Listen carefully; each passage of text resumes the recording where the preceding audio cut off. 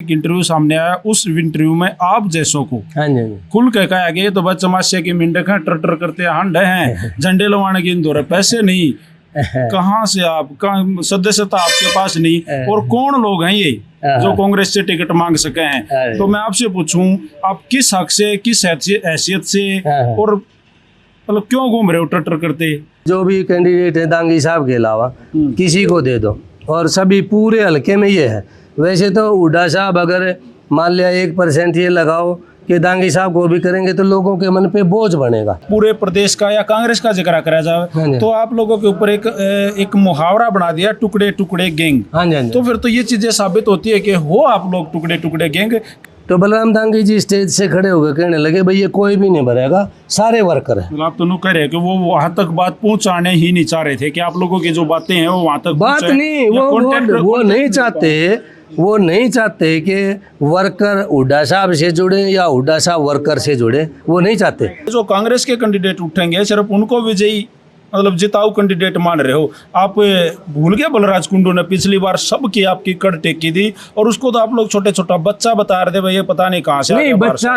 किस पे भूपेंद्र हुड्डा जी विश्वास जता पाओगे मैम से, खास तौर पे अभी बिल्कुल नजदीक से आप देख रहे हो तो कौन आपने दांगी साहब इतने नजर आ रहे हैं, चुनावी टिकटें बटे और उनमें आपका नाम या किसी अन्य का नाम नहीं हो, नाम हो डायरेक्ट बलराम दांगी का, तो क्या महिपाल गिल जी एक अलग खेमे से या एक अभी मैंने मूवी देखने वाले भाई सारे दर्शकों ने पवन मलिक मोखरा की हाथ जोड़कर राम राम और नमस्ते भाई। चुनावी दौर, चुनावी माहौल और चुनाव की गर्मी, और इस गर्मी में बहुत सारे नेता आजकल गामा में घूमने लग रहे हैं। उन्हीं एक नेताओं में से हमारे साथ जुड़ गए हैं महिपाल गिल जी। महिपाल गिल जो है वो कांग्रेस को अपने आप को समर्पित हैं। भाई साहब राम राम नमस्ते। राम राम जी भाई साहब, आपको बिल्कुल स्वस्थ हैं, आपको राम राम और आपके चैनल वालों को राम राम।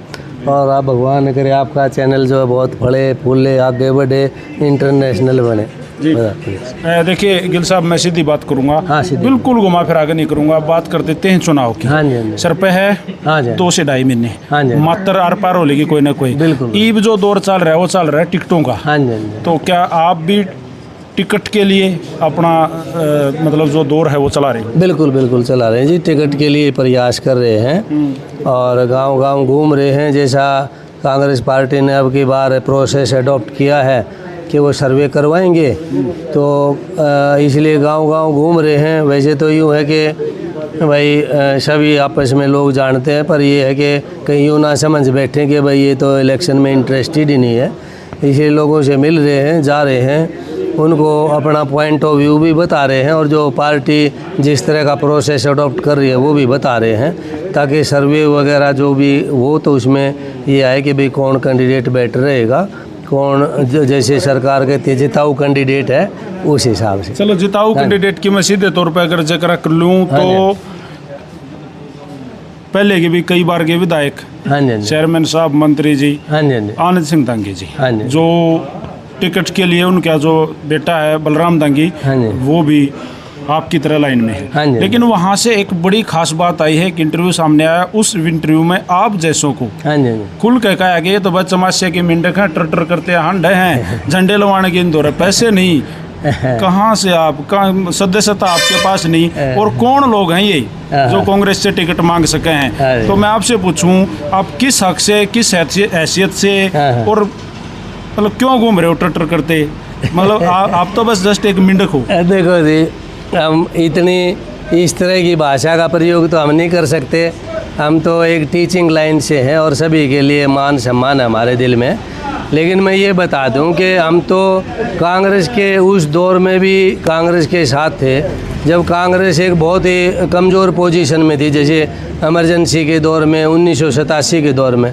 और मैं आपको सही बताऊं तो हमने वो टाइम देखा है कि हमारे बाहर विपक्षी दलों के लोग नारे लगाते थे। रात को 11:30 बजे भी एक बार उधर और एक बार उधर। कई बार गुस्सा भी आता, घर वाले रोक देते थे, ना बेटा कोई बात नहीं, ये 1-2 दिन का बात हो है, छोड़ो जाने दो। दादाजी ने कभी दूसरी पार्टी की बात को सुनने भी नहीं दिया।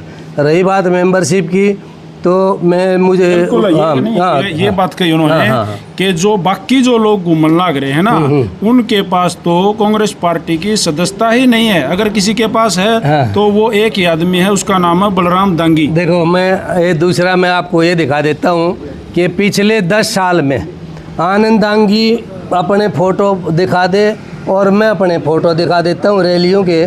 मैंने कितने एक भी प्रोग्राम जो हुड्डा साहब ने ऑर्गेनाइज किया है, चाहे वो किसान सभा के नाम से किया, चाहे वो जन आक्रोश रैली के नाम से किया, चाहे कोई भी, मैं आपको मुझे याद है होटल से प्रोग्राम शुरू किया था। होटल था, पुनाना था, रेवाड़ी था, जींद था, यमुनानगर था, ईच एंड एवरी मतलब हर जगह हम गए हैं। जितना एक आध और व्हीकल साथ में लेके जाते थे, बल्कि बहुत बार वहाँ नमस्ते होती हुड्डा साहब से एक आध बार फ़ोटो भी उतरवा लेते किसी उसके साथ में, वर्कर के साथ में। कई बार उसके रैली जलसों के ये फ़ोन फान बदलने के चक्कर में कुछ गायब हो गए, कुछ अब जब टिकट का जिक्र आया था तो मैंने कुछ इकट्ठे भी किए थे, हालांकि वो किसी ने पूछा नहीं भाई ये चीज़ आपने। आप लोग भी इकट्ठे हुए थे, आप था सूरजमल रोज जी के घर पे आप लोगों की मुलाकात हुई, जितने टिकट के लिए घूम रहे हैं सबका मैं नाम लूंगा, उनमें आप भी हो।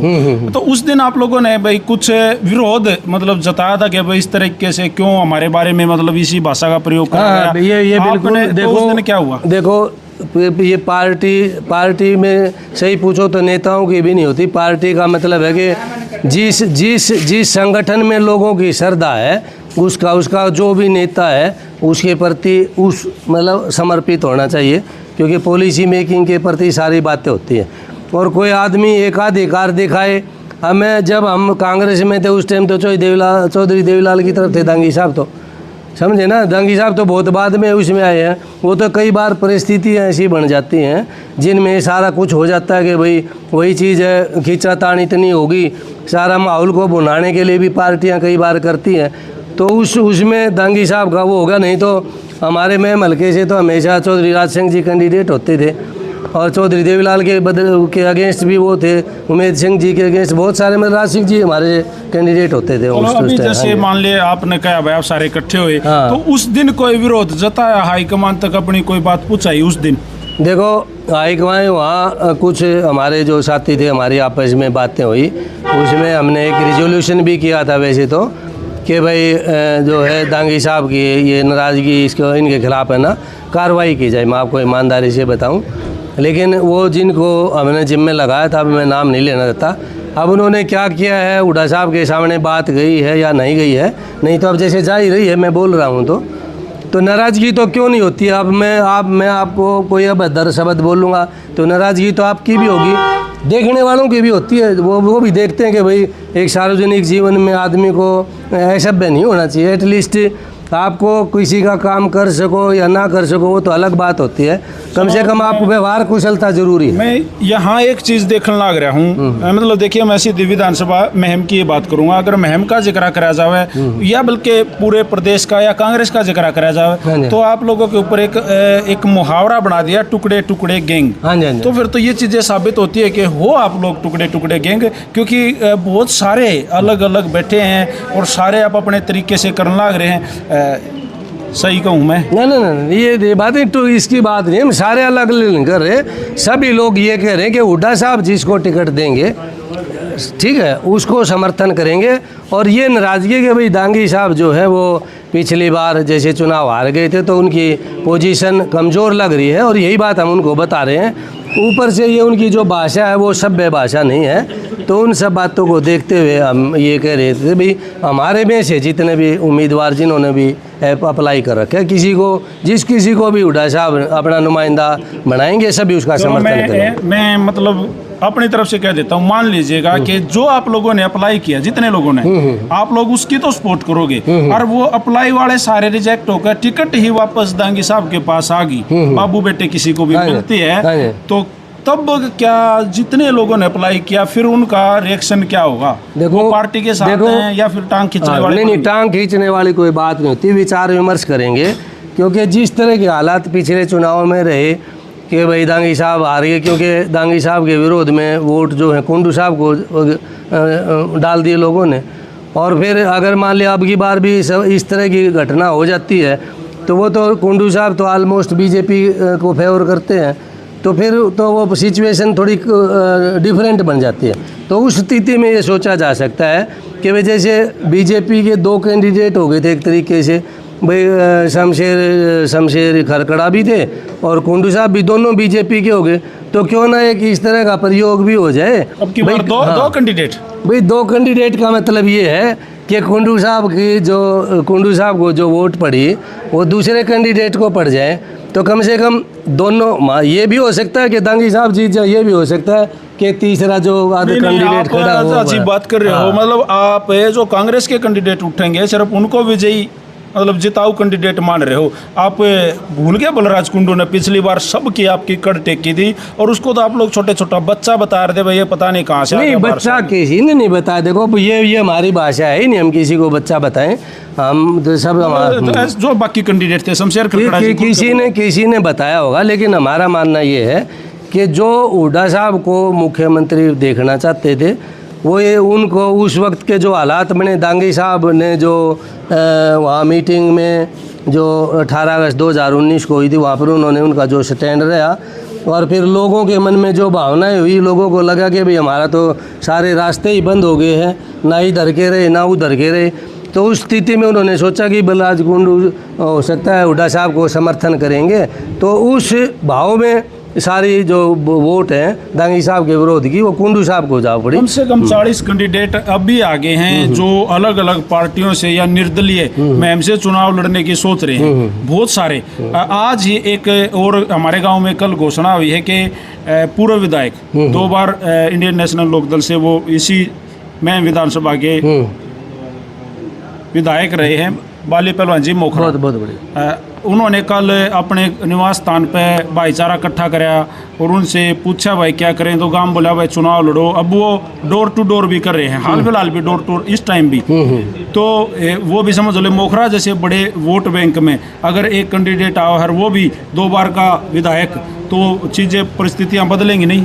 बदलती हैं। देखो कोई भी हर एक आदमी का अपना वो होता है भाई, कोई भी आदमी मान लिया और ख़ासकर इस तरह जैसे बलबीर सिंह जी दोबारा से चुनाव मैदान में, तो थोड़ा बहुत तो प्रभाव होता है, तो परिस्थितियों पे असर तो डालते हैं। अब वो भाई किस पार्टी से मान लिया, पार्टी सपोज करो मान लो, अब निर्दलीय मान लो, तब भी गांव तो गांव राम हो, गांव तो सोचा गांव का तो सपोर्ट करा है। कुछ बार भी हमारी वोट है पर्सनली जैसे उनके भी दलाइजन है। देखो मेरा मानना है कि कांग्रेस की जो वोट है वो उसी आदमी को जाएंगी जो हुड्डा साहब को समर्थन करेगा, या कांग्रेस का जो टिकटार्थी होगा उसको जाएंगे। चलो मैं आपसे पूछ लेता हूँ, आपको किस पे लग रहा है कि किस पे भूपेंद्र हुड्डा जी विश्वास जता पाओगे मैम से, खास तौर पे अभी बिल्कुल नज़दीक से आप देख रहे हो तो कौन? आपने दांगी साहब इतने नजर आ रहे हैं ना? देखो नहीं, हमें बिल्कुल नज़र नहीं आ रहे, क्योंकि जिस हिसाब का रोल दांगी साहब कर रहे हैं उससे उनकी थोड़ी हताशा सी लग रही है।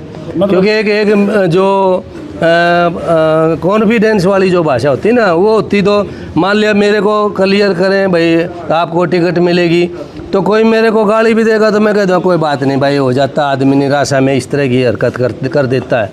नहीं तो ये कोई भाषा नहीं होती, खासकर सार्वजनिक मंच से। आप में एक बात हड़बड़ाहट होती है। देखो मैं बताऊँ, मैं पहले भी मैंने कई बार कहना चाहा, आप हुड्डा साहब को कितना ही कुरेद लो, कैसा ही उनसे मतलब एकदम से अपोजिट क्वेश्चन पूछ लो, आप उनके मुख से या चौधरी दीपेंद्र के हुड्डा के मुंह से आप एक इतनी सी बात निकलवा के दिखा दो, क्योंकि एक संस्कार की बात होती है, एक आत्मविश्वास की राजनीति की बात होती है कि कौन आदमी किस तरह की राजनीति करता है। आपके पर्सनली कुछ काम जब आनंद सिंह दांगी जी विधायक थे मैम से और सरकार भी जो है कांग्रेस की थी, तो आपके कुछ पर्सनल काम अटक गए जो आपके अंदर इतना मतलब अंदर से भरे पड़े हो? नहीं, देखो अंदर से भरे पड़ने की कोई बात नहीं, ये तो स्थिति पहले भी रही है।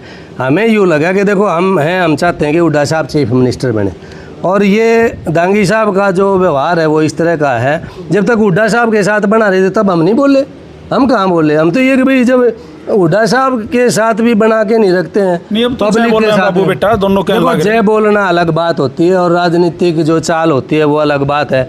आज गरज है तो आज हो सकता है हुड्डा साहब के साथ हैं, नहीं तो उस टाइम भी थे। अब राजनीति में तो सारी बातें देखी जाती हैं भाई, आपकी लॉयल्टी क्या है, आपकी समझ क्या है, आप आगे क्या स्टेप, तो सारे प्रोन्स कॉन्स आगे पीछे के सारे स्टेप सोच के तभी डिसीजन लिए चलो जाते हैं। ये देखिए, अभी आपकी बात क्लियर हुई है, अब मैं आप बतलाए यहाँ हाँ। तो मैं सीधी बात करूँगा भविष्य की। और भविष्य में अब मैम की जो वोटर है ना, उनको तो छोड़ दो, वो तो बाद की बात ठीक है, है। लेकिन उससे पहले तो हाई कमान तक ये बातें अगर पहुंचानी है, वहां तक अपनी आवाज और बाकी जितने कैंडिडेट आपके पीछे खड़े हैं, जो सारे लोग हैं, मन्ने कांग्रेस की टिकट दे दे, मन्ने दे दे, उन सब की अगर आप आवाज बढ़ो तो क्या कहोगे?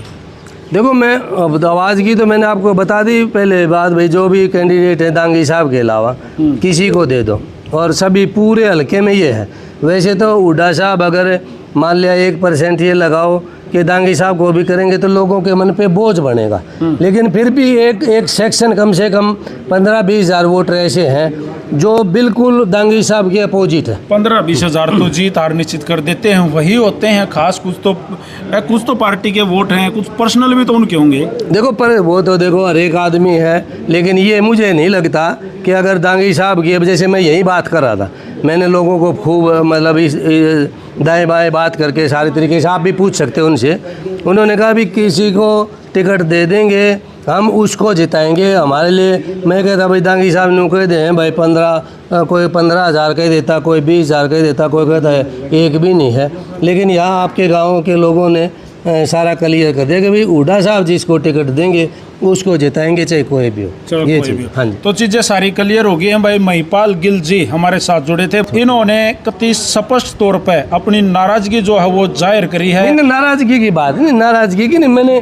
तथ्यों की बात करी। मैं नाराजगी क्या होती मेरी बताओ? मेरे उसके खेत साझ लेनी कोई वो नहीं, मैं भाई कोई उनके टाइम का नहीं, मैं अच्छी मैं बेटर पोजीशन है, कोई बात कुछ तो टीस नहीं, टीस देखो मतलब टीस कार्यशैली की मैंने पहले भी आपको बताया कि वो हर काम में हस्तक्षेप करते हैं। आप बाकी लोग आप गांव में घूम के देखो तो उन बातों की नाराज़गी होती है। और फिर ये होता है कि भाई चलो हमारे से तो हो सकता है मेरे व्यवहार में, दूसरे के व्यवहार में कोई खामी हो, लेकिन हुड्डा साहब के व्यवहार में भी खामी होगी।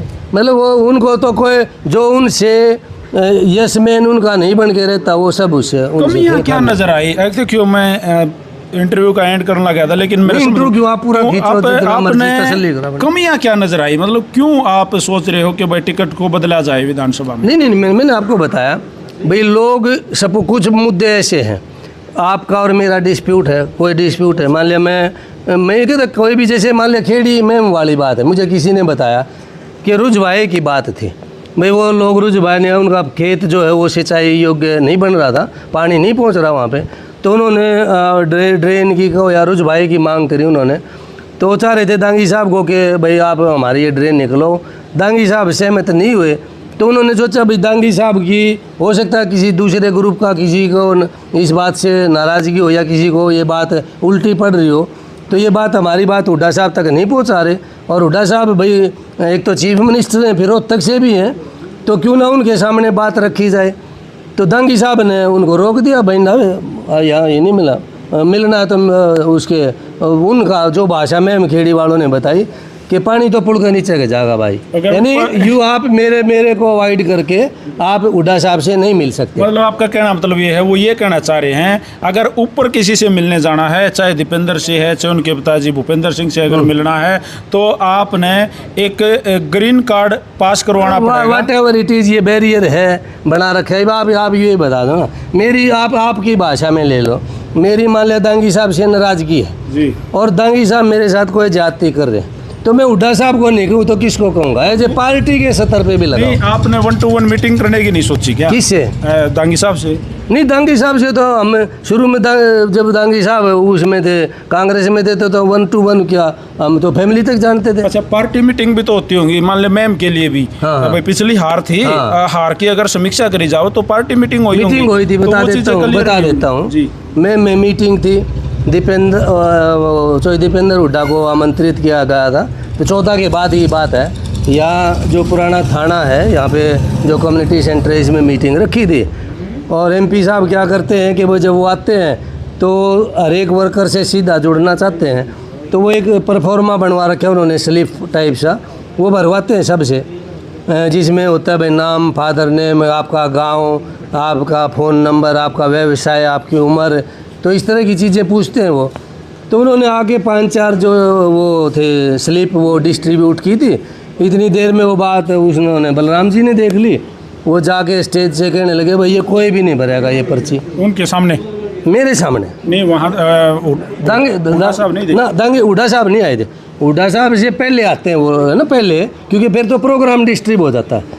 जब हुड्डा साहब आते हैं दीपेंद्र के प्रोग्राम में, खासकर से दीपेंद्र हुड्डा के प्रोग्राम में आते हैं, और आते ही वो सब में पर्ची वो बांट देते हैं। 5-10 मिनट बाद वो कलेक्ट कर लेते हैं, अपना लोग भर के दे देते हैं। तो बलराम दांगी जी स्टेज से खड़े हो गए, कहने लगे भाई ये कोई भी नहीं भरेगा, सारे वर्कर हैं। मतलब आप तो कह रहे हैं कि वो वहाँ तक बात पहुँचाने ही नहीं चाह रहे थे कि आप लोगों की जो बातें हैं वो वहाँ तक बात नहीं, वो नहीं चाहते, वो नहीं चाहते कि वर्कर हुड्डा साहब से जुड़े या हुड्डा साहब वर्कर से जुड़े, वो नहीं चाहते। मेरी अपनी ओपिनियन ये है कि अगर बलराम जी समझदार होते तो वो ये कहते भाई सारे घर वाले के फ़ोन नंबर लिख दो इसमें और जान दो सबके, ताकि मैं कोई काम आपका कहूँ तो आगे काम आपका नहीं रुके। लेकिन उनको पता नहीं किस मनसा से उन्होंने वो स्लिप नहीं भरने दी। मैं I can say this on oath, मैं एफिडेविट दे सकता हूँ। अनेकों लोग थे वहाँ पे जिनके सामने से भी, और जो वहाँ जिन्होंने स्लिप डिस्ट्रीब्यूट की उन्होंने भी बताया होगा।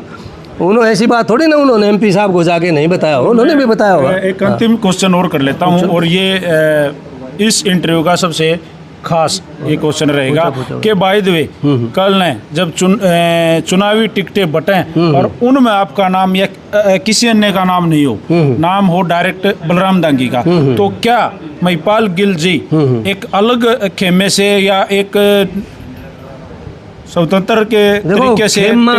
खेमा कोई नहीं, चाहे भूपेंद्र हुड्डा के नाम से भाई हम चुनाव लड़ेंगे। विचार है इस बात पे, विचार है, अभी ये फाइनल नहीं है, लेकिन अपना ये है कि अगर बलराम दांगी को टिकट मिलती है तो निर्दलीय लड़ने की पूरी लगभग आप 100% मान सकते हो। सोच रहा हूँ इस बात पे, और ये सोच रहा हूँ कि भाई हम बनेंगे तो हम भी हुड्डा साहब को ही वोट देंगे। जैसे पिछली बार बलराम कुंडू को लोगों ने इसलिए वोट दिए थे, बलराज कुंडू को इसलिए वोट दिए थे कि ये हुड्डा साहब को समर्थन करेंगे, ठीक है।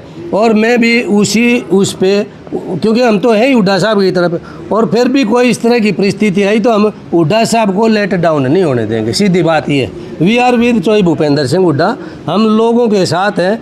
हम यहाँ दांगी साहब के रूप में कोई बिकरिंग नहीं देखना चाहते, कोई मतभेद इस तरह नहीं देखना चाहते कि कोई हुड्डा साहब के काम में रुकावट बने, लोगों के काम में रुकावट बने, हमारे काम में, और फिर गलत भाषा यूज करे, समझे ना बात को।